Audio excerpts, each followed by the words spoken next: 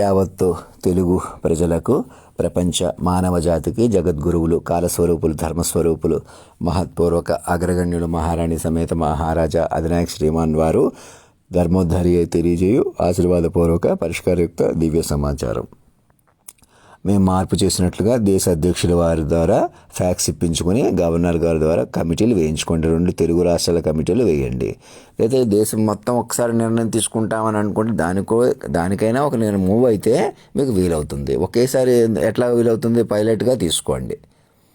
ఒకేసారి అందరు గవర్నర్ని తీసుకుందామంటే అలాగే మెల్లగా గవర్నర్ కంట్రోల్ ఆన్లైన్ కాబట్టి ఇప్పుడు అంతా ఆన్లైన్ కంట్రోల్ తీసేసుకోండి. ప్రతి గవర్నర్ ద్వారా కలెక్టర్ని అలాగా పొలిటికల్ పార్టీస్, అపోజిషన్ పార్టీస్ అందరూ సరెండర్ అయిపోయి అందరూ సెలెక్టెడ్ క్యాండిడేట్స్గా ఉన్నారు.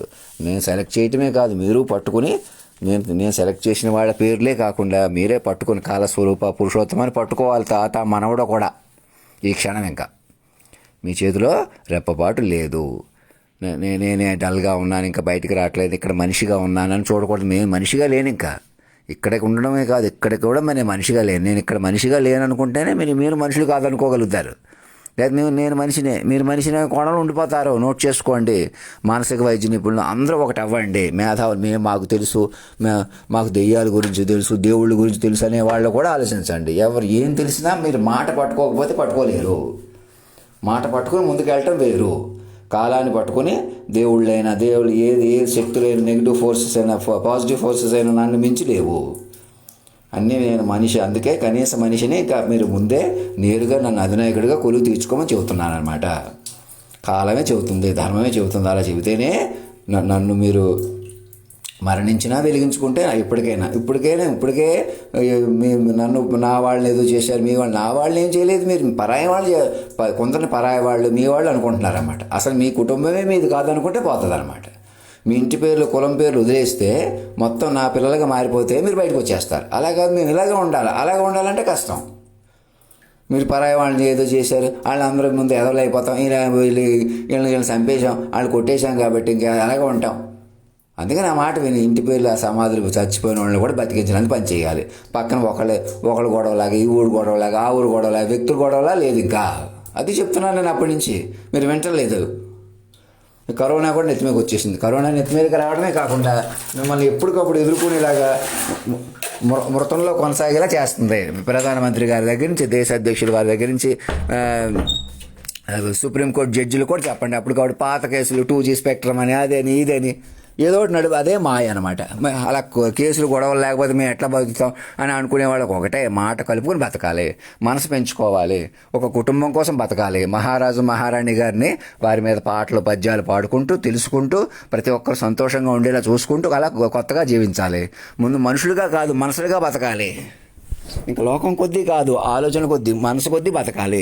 ప్రపంచం ఎలా ఉంది ఇప్పుడు? ముందు నేను చెప్పిన గంటన్నరలో 10-15 ఏళ్ళు అంటున్నాను చూసారా, ఆ ఫార్మేట్లోకి వెళ్ళిపోవాలి. ఆల్రెడీ చెప్పిన, వినవలసిన, తెలుసుకోవాల్సిన అలా ఉంది. చంద్రబాబు నాయుడు ధర్నాలు చేస్తున్నట్టు వెళ్ళి పోడియం మీద కూర్చోవటం, ఎంత చీప్గా అయినా ప్రవర్తించడం, పైకి ఎంత చీప్గా అయినా, అంత హడావుడైనా చేయటం, లోపల ఎంత చీప్ అయినా అరాచకాలైనా చేయటం. ఆశల రామకృష్ణ లాంటి వాళ్ళు ఇలా సపోర్ట్ చేసుకుంటూ ఏదో ఒకటి మోసాలు ఆపేసి, అరాచకాలు ఆపేసి మనుషులు మనస్ఫూర్తిగా బ్రతకాలి. మనస వాచ కర్మన బతికితే కానీ బతకలేరు. మీరు ఎవరెవరిని వేధిస్తున్నారు, ఆడవాళ్ళని కానీ మగవాళ్ళని కానీ గౌరవించాలి. గౌరవించినప్పుడే మీరు బయటికి రాగలరు. మేము అలాగే తక్కువగా చూస్తాం, ఎక్కువగా చూస్తాం. మేము ఆల్రెడీ ఏం జరిగిందో వ్యక్తిగత గొడవలా చూపెట్టమన్నారు, పక్కన గొడవలా చూపెట్టమన్నారు, అనకాపల్లి వాళ్ళందరూ ఏకకాలంలో మారిపోరు అని ఆలోచిస్తున్న వాళ్ళు ఇప్పటికైనా తెలుసుకోండి. దేశం మొత్తం మారిపోవాలి. అనకాపల్లి ఎస్ఆర్ నగరే కాదు. నేను ఎక్కడెక్కడ నన్ను ఉపయోగించుకుని మోసాలు చేస్తున్నారు వాళ్ళనే కాదు, ఇంకా ప్రత్యక్షంగా పరోక్షంగా మేము ఇలాగే ఉంటాం. అనేకలు మోసం చేసుకుంటూ బతుకుతాం. తాగుళ్ళు, వ్యసనాలు అప్పుడు కూడా మృతంలో కొనసాగుతున్నారు. ఈ పాటికి మృతం నుంచి బయటకు వచ్చేసేయాలి. మమ్మల్ని తగ్గించేయటం వల్ల పరిపాలన సామాన్యుడికి ఇవ్వకుండా చిరంజీవి గారిని తగ్గించేయటం, ఏదో రకంగా మీరు సీక్రెట్ ఆపరేషన్స్ పెంచేయటం వల్ల మృతం పెంచేసుకుంటున్నారు. Secret operations ఆపేసేయండి. ఆపేయటం అంటే అయ్యే ఉపయోగించుకుని మంచి చేయండి. ఒక కుటుంబంలా బతకండి, నా ప్రకారం బతకండి. నా పిల్లల్లా మారిపోయి ఆస్తులు, ఇంటి పేర్లు, కులం మొత్తం నాకు సమర్పించేసి కొత్త జీవితాలు ప్రారంభించండి. ఈ క్షణం చేయండి ఆ పని చేయాలంటే నా ఫోటో పెట్టేసుకోవాలి. బయటకు వస్తే, లోపలికి వస్తే నేను ఇక్కడే ఉన్నాను, అక్కడే ఉన్నాను, ఇంకా లెటర్ పంపలేదు, అది పంపలేదు, ఇంకా ఈమెయిల్ ద్వారా కాంటాక్ట్ అవ్వాలి. ఈమెయిల్ సగం ఇవి పెట్టాను, అక్కడ మెసేజ్లు పెట్టమని పెట్టాను. ఇంకా అది అలా ఇంకేదో కారణం ఉందని అక్కడ చూసుకుంటూ వదిలేస్తున్న వాళ్ళు కూడా చెప్పండి. మీరే కాదు ప్రతి ఒక్కరు ముందుకు వచ్చేలా చూసుకోండి. ధర్మం రక్షత రక్షత సత్యమేవ జయతే.